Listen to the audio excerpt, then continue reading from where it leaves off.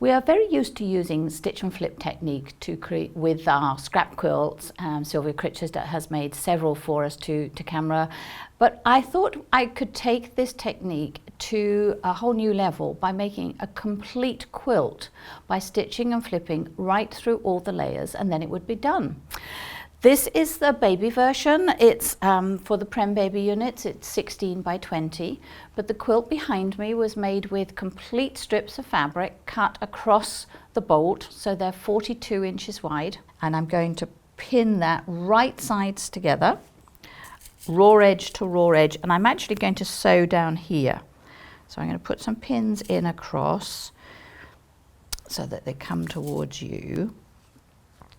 And you can see it's a reasonable size seam allowance, even though I've kicked the needle all the way to the right. And so we would go, so as they say, sew on and so on and so on until I get to the bottom.